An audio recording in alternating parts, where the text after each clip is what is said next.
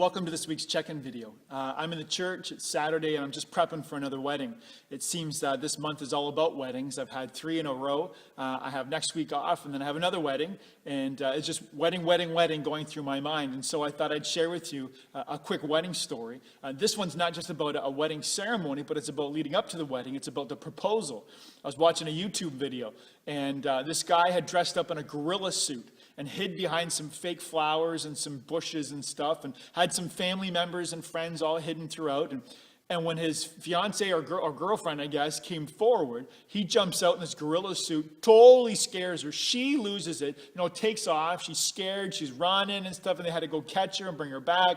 Start telling her, it's not a real gorilla, and he crawls up towards her and stuff, and she's still nervous, and he takes his head off and comes out with a ring. Will you marry me? And she's crying, and she's looking around, and all comes her family members and stuff, and she's still crying, and he says, well, will you marry me? And I give her credit because she was honest, and she said no.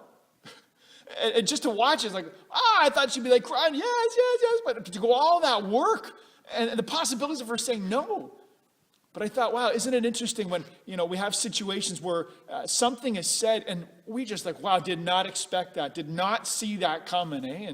And we'll have situations in our own lives where we think something's going to happen and we expect a certain answer, we expect a certain outcome, and it may not always be that way.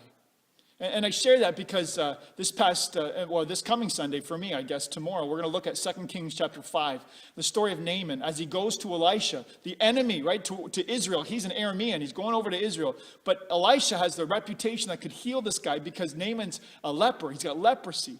And so he goes over to Elisha. And the crazy thing is Elisha doesn't come and meet him on his doorstep. Elisha sends his messenger out to Gehazi and say, you go meet him and you tell him to dip in the Jordan 7 times. And Naaman gets so frustrated. I'm Naaman of the Arameans. I'm the commander of the king's army. I'm a mighty man of valor. I'm a valiant soldier. I'm respected by me. You don't even come and greet me? You send your messenger to come talk to me? I don't think so. And he's all upset. And I got to dip 7 times in the muddy, unclear waters of the Jordan, right? And he walks away in a rage. Why? Because what is told to him is not what he expected. What he hears, he doesn't like. And it's his servants who remind him, but dude, like, if he would have called down fire from heaven, if he would have waved crazy things over top of you, if he would have said, go walk 2 miles and you will be healed, you would have done it. So try this, just do it. And he does. And he gets restored, he gets cleansed, and he gets healed. And he goes back to Elisha, and he begins a process of following God and a life transformation, and it's awesome. And it was a really word to me this past week, and a word to us hopefully tomorrow and the weeks to come, that as we look at the life of Naaman, there's going to be situations in our life we're confused about, or we expect certain things to happen in, and then we'll go to God's word, and we'll go to prayer, and we'll come and we'll say, God, what do you have for us? And all of a sudden, what we expected to hear isn't what we hear. Expect to, this is what should happen, but no, God calls us to peace. We're going to complain about what's happening. No, God calls us to prayer. We want something new to happen. No, God calls us to recommit ourselves. And sometimes God's word, sometimes God's plans aren't the exact details of what we would expect.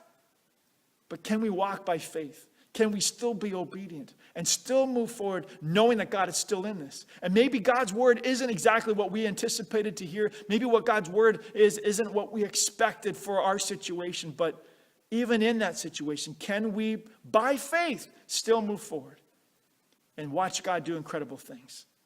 What a word it is, one, to be in God's word, to be in prayer, to hear God's message for us in those situations. But when we do, not to walk off in a rage because I don't want to live in peace. I don't want to tithe. I don't want to recommit myself to my spouse. I don't want to, instead of getting upset with the words that are given to us.